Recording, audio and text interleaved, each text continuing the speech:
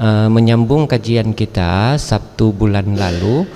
Jika Sabtu bulan lalu kita sudah sampai pada pembahasan materi hadis dalam kitab Arba'un An-Nawawiyah atau kitab Arba'in An-Nawawi nomor hadis ke-13, maka malam ini karena kebetulan kita menyongsong bulan suci Ramadan dan insya Allah malam besok atau malam lusa kita menghadapi satu malam mulia, yaitu malam pertukaran buku amaliyah manusia selama di dunia yang lebih kita kenal dengan istilah malam nisfu Sya'ban atau pertengahan bulan Sya'ban.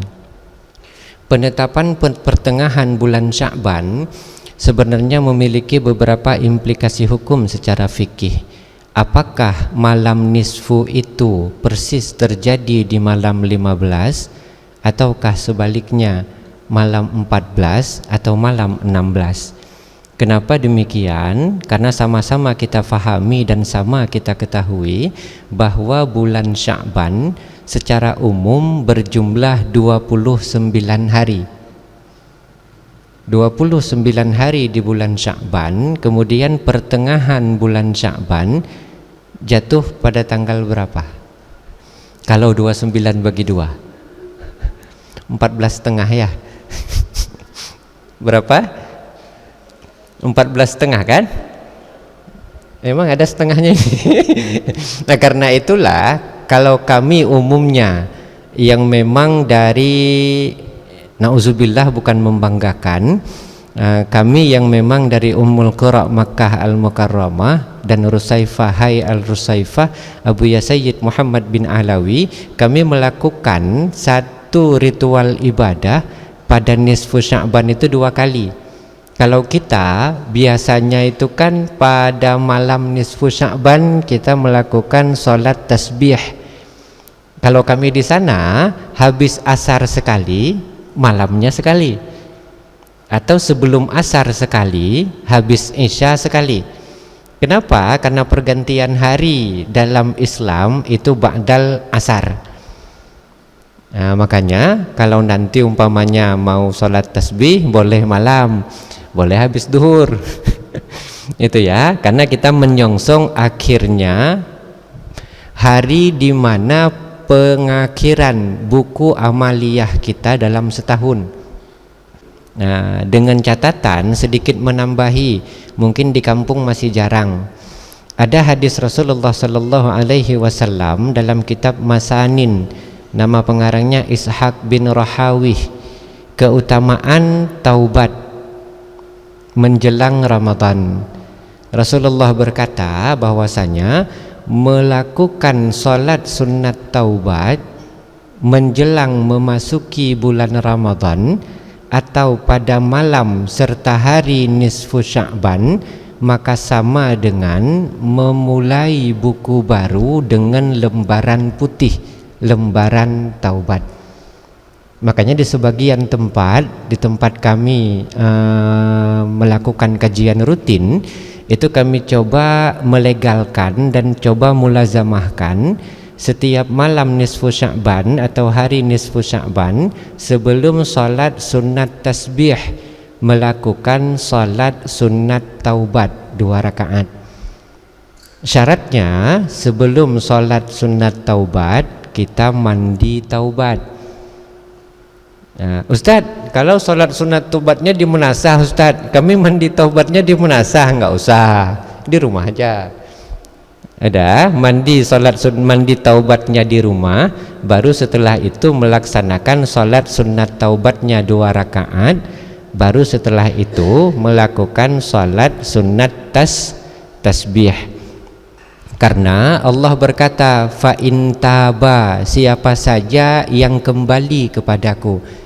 Yang kalau bahasa kita, siapa yang bertaubat. Wa aqamas shalah wa atuz zakah fa ikhwanukum fid din. Kemudian dia mendirikan salat, kemudian dia menunaikan zakat, maka dia adalah bagian dari saudara seiman kalian. Sehingga di tempat-tempat yang secara umum al-fakir pribadi melakukan kajian-kajian rutin, kita melegalkan salat sunat taubat. minimal kalau sanggup sehari sekali. Habis mandi taubat, salat sunat taubat. Yang kedua, nggak sanggup sehari sekali, 1 pekan sekali, per 7 hari sekali. Kalau kami pribadi melakukannya pas hari Jumat, sebelum berangkat ke masjid, mandi taubat. Begitu sampai ke masjid, sebelum melakukan sholat Jumat, kita ada sholat sunat tahiyatul masjid. Setelah itu bangun 2 rakaat lagi sholat sunat taubat. Itu yang pekanan, per 7 hari sekali. Nggak sanggup yang 7 hari sekali, minimal 1 bulan sekali. Nggak sanggup juga 1 bulan sekali, minimal sekali nisfu Sya'ban sekali. Sekali nisfu Sya'ban sekali. Tujuannya untuk apa? Minimal di setiap fase kehidupan kita per tahun, kita bertaubat kepada Allah. Caranya mandi taubat dulu, baru setelah itu sholat sunat taubat. Dia 1 paket. Niat mandi taubatnya, Ustadz, sengaja aku mandi taubat karena Allah Ta'ala. Allahu Akbar, pakai gitu enggak ya? Nanti takbir pula di masjid, di sumur kan. Selama ikut sama Ustadz Irwan udah menyalah akal binikku di rumah katanya. Enggak itu ya, enggak pakai takbir. Nah, niatkan sengaja aku mandi taubat karena Allah Ta'ala. Kemudian mandi jaryul ma'i alaiha, mengucurkan seluruh air pada badan, airnya mengalir, enggak boleh air yang diusap. Nah itu ya, sama seperti mandi wajib, tapi niatnya mandi taubat. Nah baru setelah itu pakai pakaian, mau sholat taubatnya di rumah boleh, mau sholat sunat taubatnya di masjid, di menasah juga boleh. Itu penting, 1 paket. Jadi insya Allah kalau kita di sini nanti malam Ahad atau malam Senin, awali dulu dengan sholat sunat taubat. Jadi awal buku kita dicatat pada pencatatan buku baru adalah dia melakukan sholat sunat taubat.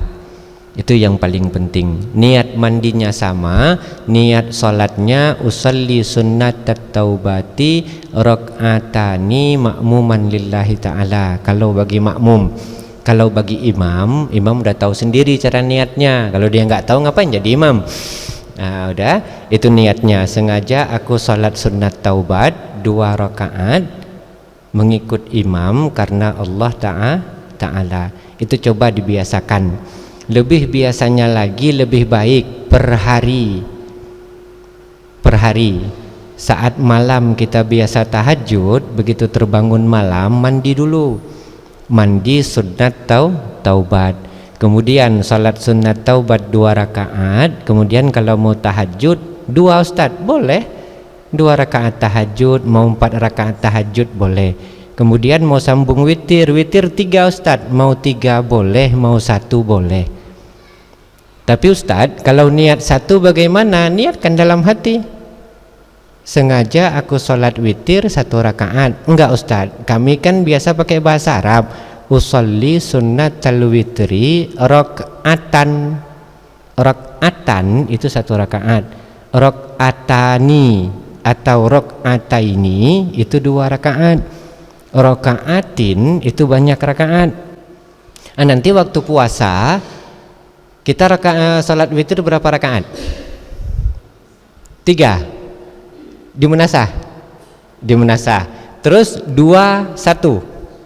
Saat kita melakukan 3 tapi melakukannya 2 1, salah niat, malaikat ketawa. Kita niatkan begini kan, usolli sunnatal witri rakaataini ma'muman lillahi ta'ala. Sengaja aku sholat sunat witir 2 rakaat. Kalau dalam bahasa Indonesia, sengaja aku sholat sunat ganjil 2 rakaat. Sejak kapan 2 itu ganjil? Bahaya kan? Kita bilang sengaja aku sholat sunat ganjil 2 rakaat karena Allah Ta'ala. Mulai kapan kata malaikat 2 itu jadi ganjil? Nah sehingga diambil jalan tengah, ambil kalimat usolli sunnatan minal witri. sengaja aku sholat bagian dari witir 2 rakaat, karena bagian harusnya 3, berarti habis itu nyambung satu lagi.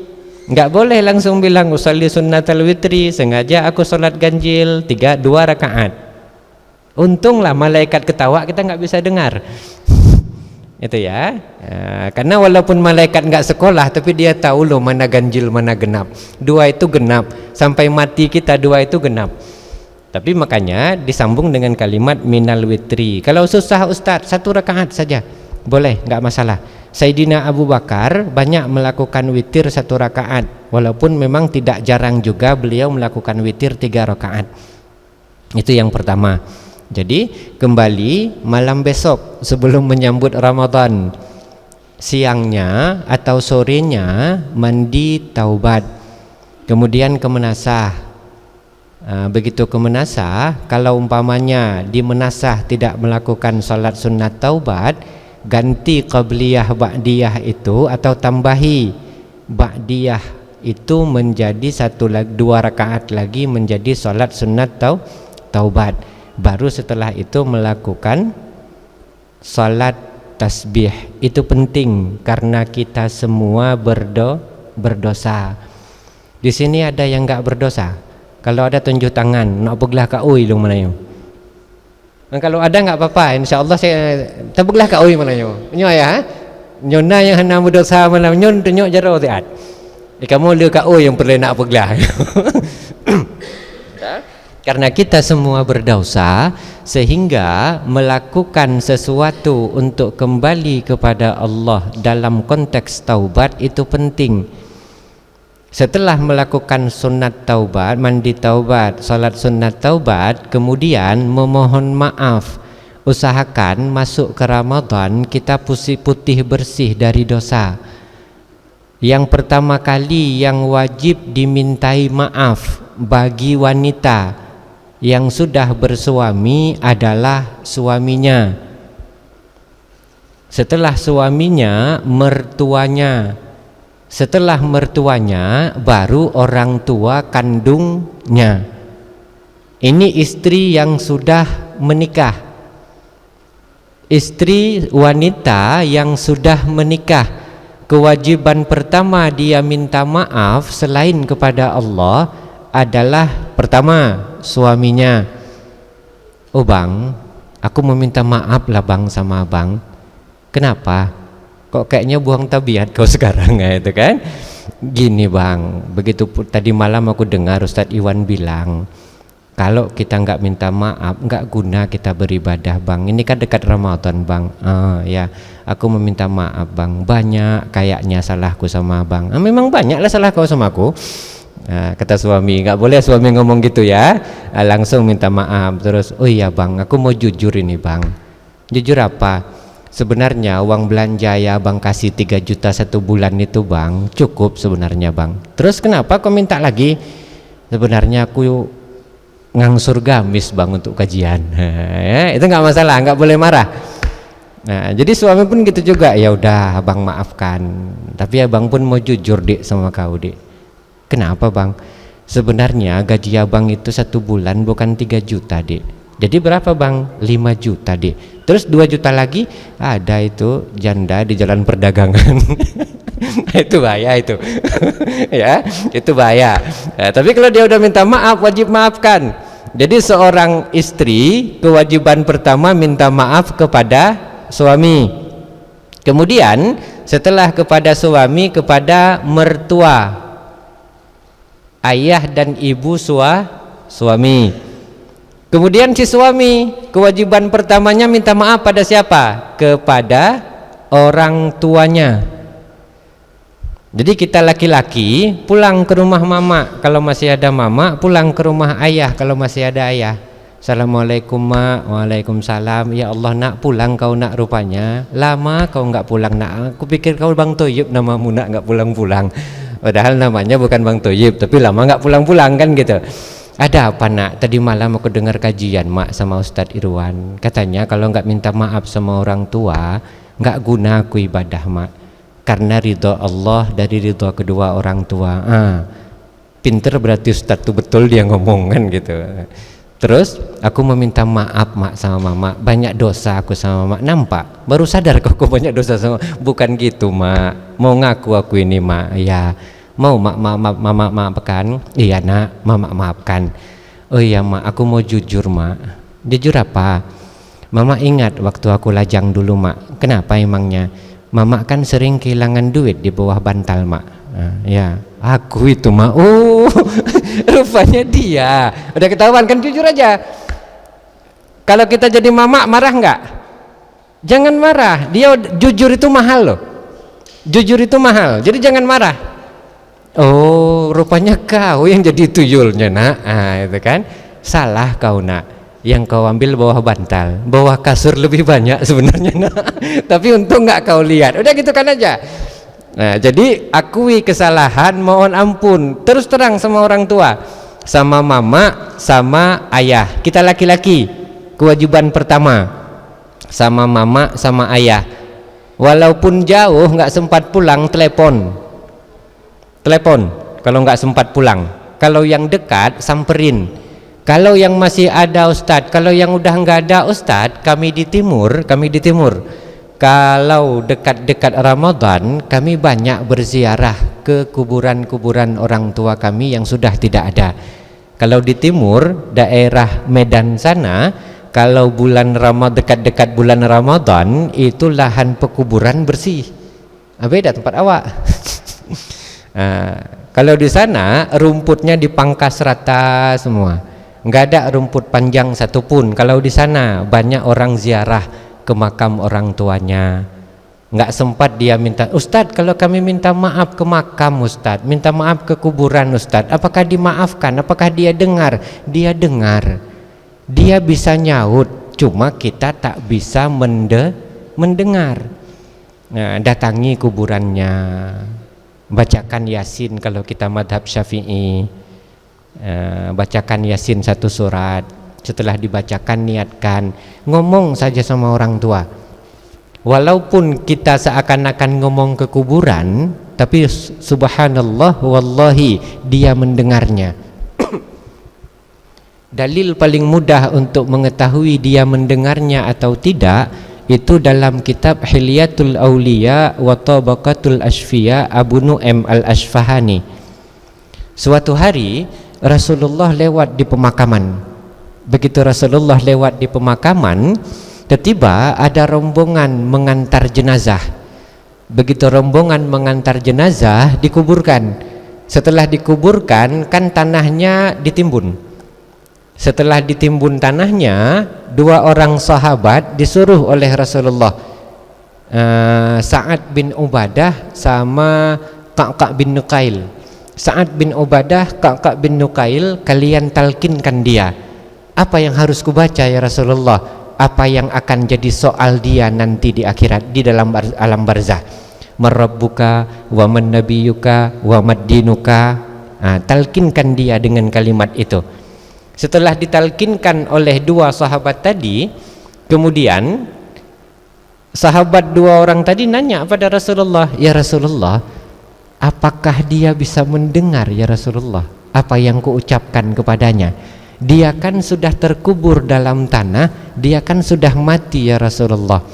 Rasulullah menjawab, wallahi ya sahibi, demi Allah wahai sahabatku, dia lebih bisa mendengar daripada kita yang hidup.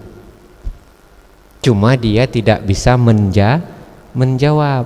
Nah, karena kalau dia jawab, kita yang tak tahan duduk di situ. Nah, jadi itulah sebabnya guru-guru kita dari madhab Syafi'iyah, bahkan dari kalangan sufi tasawuf, mengajarkan pola untuk kita mentalkin mayit. Karena dia bisa mendengar melebihi kita bisa mendengar. Jadi kalau nggak sempat lagi minta maaf saat dia masih hidup, kebetulan dia sudah tidak ada, maka datangi kuburannya, bacakan surat-surat dari Al-Quran untuknya, bacakan istighfar untuknya, insya Allah mengadu cerita kepadanya. cerita kepadanya.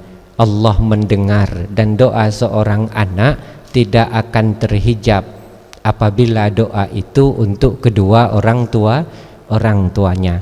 Ini penting. Jangan begitu kita sudah hidup mapan, kita tidak lagi ingat kepada kedua orang tua kita. Penting. Jangan karena kita sudah hidup enak, sudah punya istri, sudah punya suami, sudah punya anak, kita lupa kalau kita juga adalah seorang anak. Kita juga adalah seorang anak. Konsep dasarnya, setua apapun kita sekarang, kita tetap adalah anak. Menyokun bahasa Aceh, tanyo lagi anak bate. Dum raya batenyan tetap nekun anak bate. Kita semua berangkat dari rahim seorang ibu dan dari kasih sayang seorang ayah. Ya, jadi wajar dan sangat penting mohon maaf pertama kepada mereka. Karena kita semua mungkin gak sadar, sekarang yang sudah punya anak, kita berpikir, berarti ginilah dulu mamaku waktu aku masih kecil. Saat anak kita demam, dia yang demam, tapi kita yang tak bisa tidur semalaman. Kenapa? Dulu makanya Ustadz sering dengar mama Ustadz kalau dia berkicau merepet ya.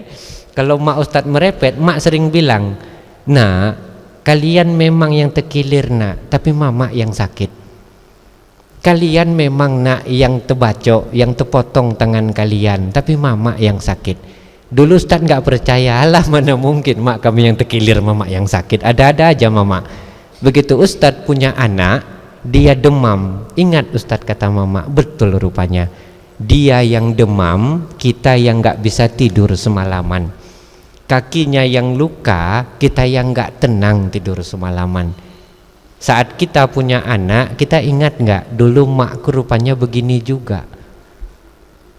Kemudian karena itulah Rasulullah berkata, al jannatu tahta ahdamil ummahat. Surga itu terletak di bawah kaki ibu. Lalu ayah Ustadz, abwabukal jannah abuka. Pintu depan surga itu adalah ayahmu. Makanya kita jangan cuma berbakti pada mama, kita juga wajib berbakti pada ayah. Itu penting menyambut Ramadan soalnya ini. Sering kita implementasikan hadis, ya Rasulullah, kepada siapa aku harus berbakti? Ummuka, ibumu. Summama ya Rasulullah. Kemudian kepada siapa ya Rasulullah? Ummuka, ibumu. Summama ya Rasulullah. Kemudian kepada siapa ya Rasulullah? Ummuka, ibumu. Summama ya Rasulullah, abuka, ayahmu. 3 kali berbakti pada ibu, sekali berbakti pada ayah. Kita lupa hadis berikutnya. Saat dikatakan surga di bawah telapak kaki ibu, tapi pintu gerbang surga itu adalah ayah. Kita bisa nggak masuk surga kalau nggak ngelewati gerbang? Kalau bukan pencuri ya, kalau bukan pencuri bisa. Jadi betapa pentingnya ayah. Karena kadang-kadang laki-laki ini banyak terdolimi. Ada anak udah mapan hidupnya, dia pulang ke rumah. Ayah mana mak? Ada ayah di belakang mak. Ini mak untuk jajan mama. Nah, terus ini mak sikit untuk ayah. Anak ngasih melalui mama. Yakin sampai ke tangan ayah? Jujur loh. Yakin nggak sampai ke tangan si bapak ini? Kayak nampak dari mukanya nggak yakin loh, ya kan? Dan kita sebagai anak biasa itu, kalau ayah yang minta umpamanya Ramadan nanti, nah ayah kok pengen kayaknya gado-gado yang di depan koramil itu nak, pengen lah ya nak. Ayah pengen gado-gado betul yang kita belikan, nggak ada risolnya, nggak ada bakwannya, nggak ada es dogernya. Kalau yang dia minta gado-gado, betul-betul gado-gado yang kita belikan. Tapi kalau mama kita yang minta, nak tadi mama lewat jalan ramai nak, kayaknya ada baju di situ nak, mama suka lah nak, ini mak duit mama beli sendiri. Betul? Betul. Kalau untuk mama, kalau untuk ayah, bayangkan itu. Dan makanya banyak laki-laki itu kenapa lebih cepat meninggal ketimbang perempuan. Ini jujur ini kalau kita buka sistematika itu ya. Ini maaf kalau kita hitung-hitung banyak mana janda sama duda di kampung baru ini. Jujur. Jujur. Kalau boleh jujur loh. Kenapa? Karena beban mental laki-laki itu loh. Betul. Telat dia pulang sedikit, kemana bang? Dari tadi kesana kan mulai. Di hatinya udah jadi naik jantungnya. Mulai itu yang buat cepat mati laki-laki ya itu. Makanya hati-hati ibu, kalau nggak mau cepat ingin jadi janda jangan kayak gitu sama suami itu ya. Itu hati-hati itu. Baik-baik awak sama suami. Nanti kalau udah nggak ada baru nangis sunggugukan. Nggak penting. Sekarang baik-baikin. Itu yang paling penting. Yang buat karena laki-laki ini bangsa nggak suka merepet. Kadang dia diem. Yang perempuan ini suka main perasaan. Ditengoknya suami megang HP di teras rumah. Diintipnya dari kaca. Siapa yang di WA-nya gitu kan. Ada loh model perempuan kayak gitu. Padahal yang dipegangnya HP, yang dipikirkannya apa? Besok aku cari rezeki kemana untuk anak istriku. Saat dia duduk sendiri di depan, kopi satu di sampingnya, dia minum kopi, udah nggak megang HP dia, duduk tenang. Yang dipikirkan istri apa? Siapa yang diingatnya pemantannya ini? Itu bahaya itu. Padahal dia mikir bagaimana aku membesarkan anak-anakku, bagaimana aku bekerja untuk menafkahi anak-anakku. Kita harus paham. Ini bukan bela kaum laki-laki ya, bukan. Nah, karena itulah betapa pentingnya seorang ayah, sehingga pintu depan surga itu adalah ayah. Jawab si anak, ayah nggak pernah pedulikan kami. Salah. Yang paling peduli di rumah itu ayah, cuma dia pintar menyembunyikannya. Saat anak telat pulang, dia yang ngomong sama mama, kemana anak itu udah jam segini belum pulang, coba telepon. Dia yang nyuruh. Dia nggak mau nelepon langsung, dia minta istrinya yang bertanya. Karena kalau dia nelepon langsung nanti salah jawaban, perang jadinya. Jadi jangan bilang laki-laki ini, makanya penting loh itu. Karena itulah surga wanita setelah menikah itu ada pada kaki suami. Man tiga kenang trom netun kenang surga ike Melayu. Nggak masalah itu, penting. Memahami bahwasanya apa yang dia lakukan tidak seburuk dari apa yang kita pikirkan. Kita potong sedikit. Saat peristiwa Mi'raj Rasulullah ke langit. Peristiwa Mi'raj Rasulullah ke langit, beliau dibawa main sampai ke surga, dibawa main traveling sampai ke neraka. Begitu beliau pulang dari Mi'raj, paginya beliau cerita kepada para sahabat, hunna min ahlin nar thulutsan minan nisa. Sesungguhnya kebanyakan penghuni neraka itu 2/3 adalah golongan wanita. Kalau ada 10 penghuni neraka, berarti 7-nya perempuan, 3-nya laki-laki. Ditanya oleh para sahabat, limadza ya Rasulullah? Kenapa begitu ya Rasulullah? Hunna yakfurnal asyir. Dia tidak bisa bersyukur kepada suaminya. Nah itu loh. Kaitan neraka seorang wanita karena dia tidak bisa bersyukur pada suaminya. Sekali laki-laki buat salah, seumur hidup diingatnya. Makanya banyak guru-guru kita bilang pakar sejarah paling hebat itu adalah istri. Sekali suaminya buat salah 2 tahun setelah nikah, itu sampai tua 60 tahun dia masih ingat. Dulu kan abang waktu pertama nikah, mulai itu pakar sejarah paling tinggi loh. Nah, jadi nggak usah susah. Makanya pentingnya seorang istri memohon maaf kepada suami. Jujur apapun yang ingin dijujurkan. Begitu juga seorang suami, bukan pada istri kewajiban pertama, tapi kewajiban pertama kepada orang tua. Yang ada datangi, jauh telepon. Penting lo datangi orang tua. Penting, apalagi menjelang puasa. Itu sering Ustadz ingatkan, saat malam-malam tarawih kita selalu berdoa kepada Allah di setiap 4 rakaat tarawih. Allahumma inna nas'aluka ridhaka wal jannata wa na'udzubika min sakhatika wan nar. Di sini itu juga doa yang dibacakan. Ya Allah, bantu kami ya Allah dengan ridhamu. Kita mengharap ridha Allah. Rasulullah menjawab dengan tuntas, ridallah biridal walidain wa suqtullah fi suqtihima. Ridhonya Allah dengan ridho kedua orang tua. Murkanya Allah dengan murkanya kedua orang tua.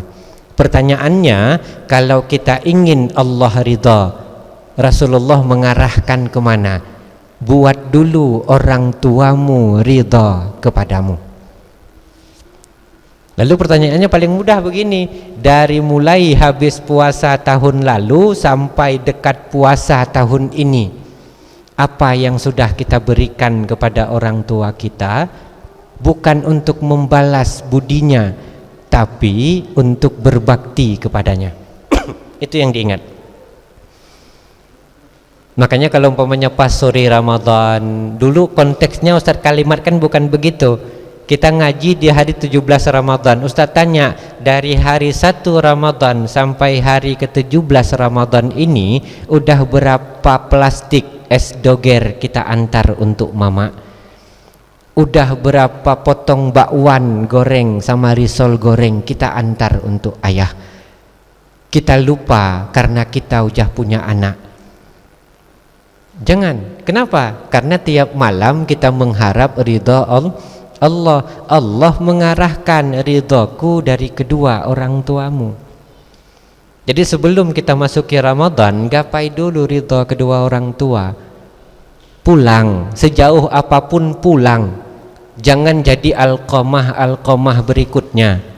Mana alqamah berikutnya? Sahabat Nabi yang terancam harus dibakar. Kenapa? Karena dia menterlantarkan ibunya setelah dia nikah. Masih ingat itu kan cerita itu? Masih. Karena dia menterlantarkan ibunya setelah dia nikah, ibunya ngomong, ya Rasulullah, dia nggak punya salah ya Rasulullah, tapi ada satu yang tak bisa aku ikhlaskan. Dari rahim ini dia kulahirkan, air susu ini yang mengalir dalam darahnya. Dia besar dari genggamanku ya Rasulullah, dia dewasa dalam pelukanku ya Rasulullah. Tapi setelah dia menikah, dia lupa kepadaku ya Rasulullah. Aku tak sanggup mengikhlaskan itu ya Rasulullah.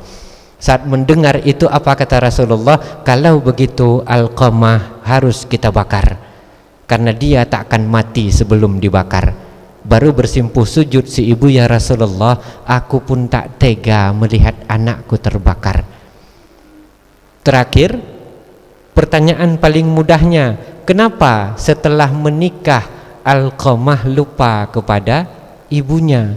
Jadi kita sebagai istri ingatkan si bapak, Pak, mama itu diingat, Pak, ayah itu diingat. Aku dapat bapak, udah dewasa bapak, udah umur 30 bapak baru sama aku. Yang penting ayah kita, mak kita. Ingatkan, itu yang pertama. Alqamah begitu karena istri, sehingga dia nggak bisa pulang melihat ibu dan ayahnya. Kita sekarang bukan cuma karena istri, karena jabatan, karena panggilan dinas, karena sibuknya bekerja, karena sibuknya mencari cuan, mencari rezeki, kita lupa orang tua kita. Hati-hati, demi Allah, bukan karena jabatan itu kita masuk surga, tapi karena ibu dan ayah kita. Demi Allah, bukan karena banyak uang yang kita cari itu, yang dengan mencari uang itu kita meninggalkan orang tua kita, kita masuk surga. Demi Allah bukan, tapi karena orang tua kita meridhai, kita masuk surga. Demi Allah, bukan karena ikatan dinas yang memisahkan kita dengan orang tua kita, kita bisa masuk surga. Bukan, tapi karena ridha orang tua kita. Udahlah, nggak bisa tiap hari, nggak bisa tiap minggu, minimal dalam beberapa momen jumpai si mama, jumpai si bapak. Di ujung langit manapun dia tinggal, jumpai. Ustadz, kami nggak punya rizki Ustadz, kami nggak cukup Ustadz. Selama niat itu ada, Allah yang akan menyampaikannya. Jangan biarkan orang tua kita menangis. Begitu dilihatnya tetangga sebelah, maaf ini ya, menjelang Ramadan hari bermegang. Di sini megang namanya ya, sama berarti kita megang juga berarti. Udah di hari megang itu keluarga pada pulang rame di rumah, buat rendang, buat sop, semua berkumpul ketawa-ketawaan. Dia dalam rumah nengok, ya Allah, dulu rumah ini rame ya Allah, kenapa sekarang kosong? Ditengoknya di dinding, ini anakku yang pertama waktu wisuda. Ditengoknya sebelah sana, ini anakku yang kedua waktu nikah. Ditengoknya yang sini, ini anakku dulu masih kecil. Ditengoknya ke belakang, ya Allah, ini foto keluarga kami. Terakhir dia ngadu, ya Allah, udah kau ambil pula suamiku ya Allah. Aku banyak punya anak ya Allah, tapi di hari ini aku sendiri ya Allah.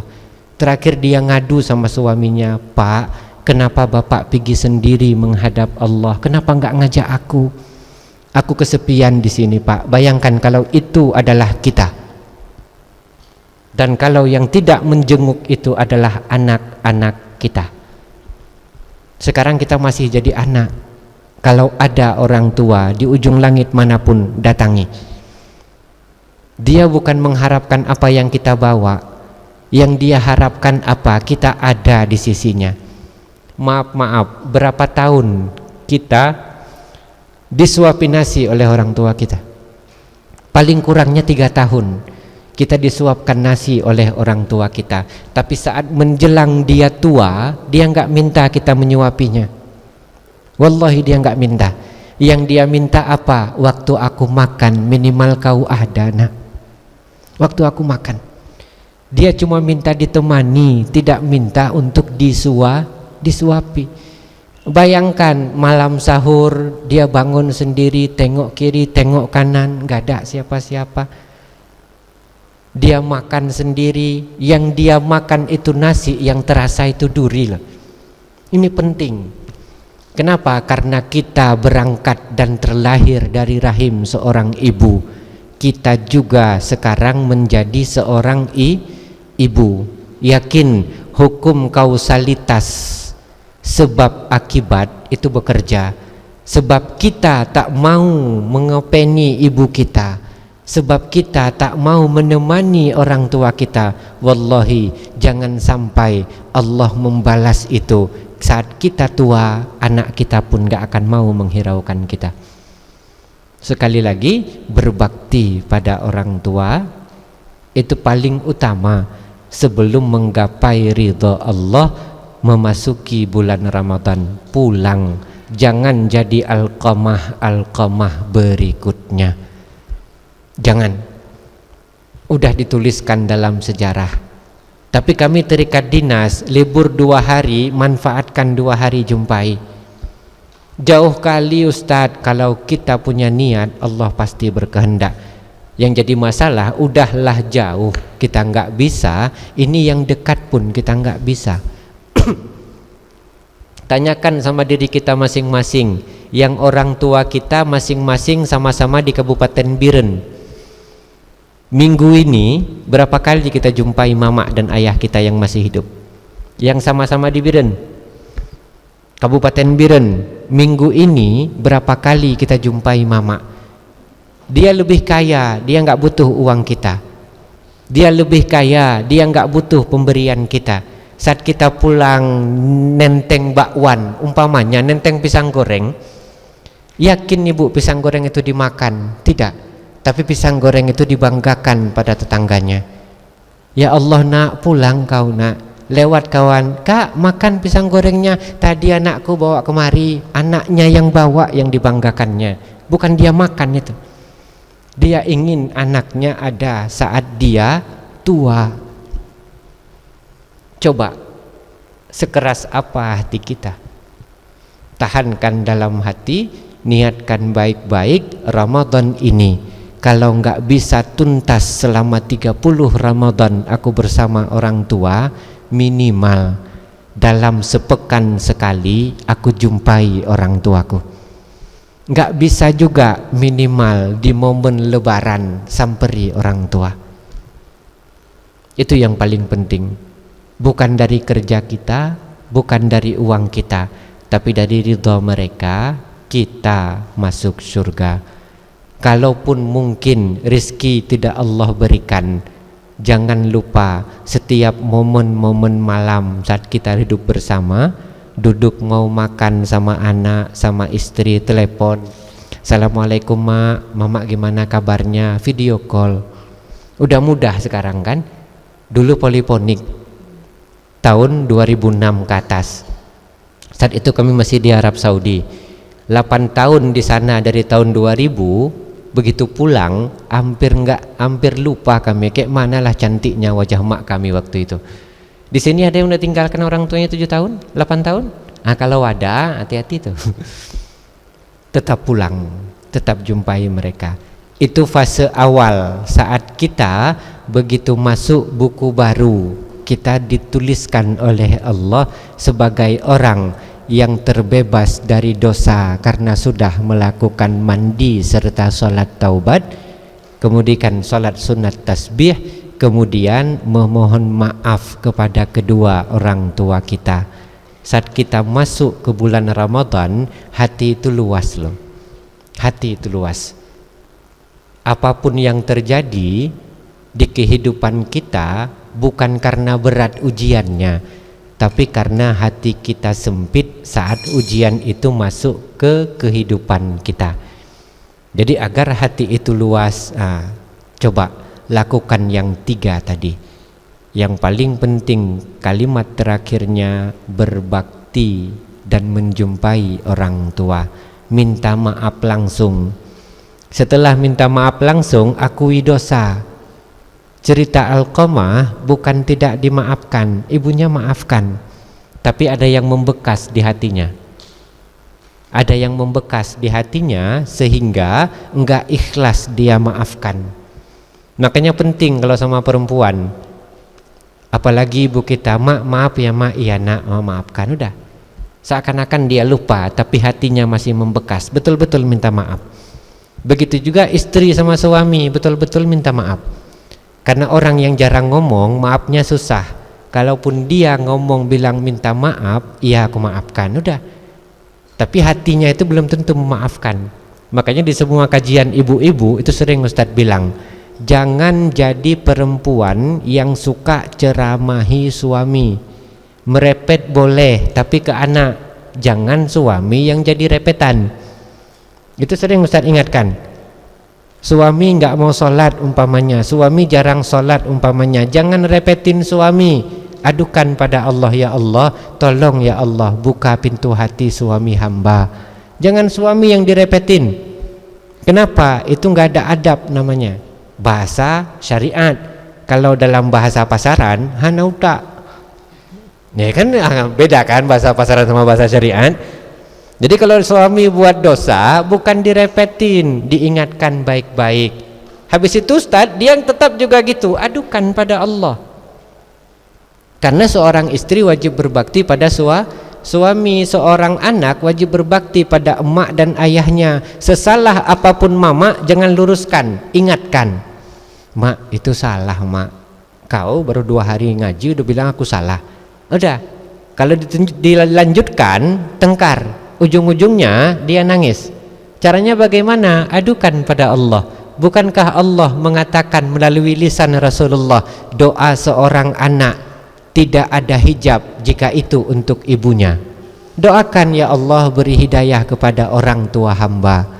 Doa seorang istri tidak berhijab kepada suaminya, ya Allah beri hidayah kepada suami hamba. Saat kita punya jalur langit, ngapain pakai jalur bumi sampai tengkar? Jadi ingat, jangan terlalu suka merepet ke suami. Waktu lebaran dia maafin kita, karena kebetulan minta maafnya depan tamu. Abi maaf ya, depan tamu kan. Nah itu bahaya. Ya udah aku maafkan, hatinya tidak memaafkan, itu hati-hati. Jadi kalau salah bilang baik-baik. Setelah bilang baik-baik, suami masih juga dengan kesalahan yang sama, jangan lagi ngomong ke dia, adukan pada Allah. Berikan dia hidayah ya Allah. Kita punya jalur langit, jalur yang menciptakan dia, maka manfaatkan jalur itu. Jangan dia yang diceramahi. Terakhir pindah Ukraina Rusia ke rumah kita, nggak cakapan, gencatan senjata, ya kan? Ujung-ujungnya marah, dia tidur nggak enak, awak tidur nggak enak. Kalau di rumah marahan, tidur aja nggak enak kan? Perasaan tidur kita sengaja belakangi dia, udah pegel badan. Kalau aku balik ke sana nanti sangka apa? Nggak akan balik kita. Namanya tidur aja nggak enak kalau sedang gencatan senjata loh. Udah pegel badanku, balik dia pula di sana. Terakhir nggak tidur, udah tahankanlah, nggak enak badan pun tidur gitu. Kenapa? Karena sedang marahan. Coba kalau nggak marahan, santai aja kan, mau balik kemanapun, mau kepala ke bawah, bawah kepala, nggak masalah. Kenapa? Karena nggak marahan. Makanya jangan melakukan hal-hal yang bisa berpotensi menyulutkan api di rumah. Istri nggak boleh berhenti merepet, tapi jangan repetin suami, repetin anak. Ustadz pribadi jadi begini itu karena alhamdulillah repetan mamaknya Ustadz. Mama Ustadz orang Timur, orang Kalimantan. Kalau mamaknya Ustadz merepet, ini ngomong mamak sendiri ya, insya Allah kalaupun dianggap gibah, pahalanya untuk mamak kan gitu. Merepetnya bahaya loh. Kami orang Timur kalau merepet tuh kadang-kadang agak-agak sedikit gimana gitu ya. Kalau kau nggak dengar apa yang mamak bilang, keluar kau dari rumah ini. Kalau mamak kita di Timur gitu merepetnya. Itu kalau orang Aceh kan nggak. Nah, tapi karena kami punya mama orang Timur, repetannya begitu. Kalau nggak dengar mama bilang, pergi kalian dari rumah ini. Itu mama masih hidup, boleh tanya. Tapi dengan sebab repetan beliau kepada anak-anaknya, anak-anaknya lurus. Tapi beliau nggak pernah merepet kepada almarhum bapak, kepada suami, nggak pernah. Jadi beliau meluruskan anak, khusus untuk suami pakai jalur langit. Jadi itu yang paling penting. Itu bagian dari adab. Jangan mentang-mentang istri udah ngaji 2 hari, 3 hari, 2 tahun, 3 tahun merasa lebih alim, ngerepetin suami. Jangan. Nanti begitu direpetin suami nggak dapat, jadi saingan, kan bahaya. Jadi itu ingat ya, jangan direpetin. Adukan pada jalur langit. Adukan, ya Allah beri hidayah, ya Allah beri apa yang kami inginkan. Buat dia begini, buat dia begini. Manfaatkan. Doa yang paling mudah didengar, ibu ke anak, anak ke ibu, suami ke istri, istri ke suami. Manfaatkan jalur itu. Jangan pakai mode ceramah.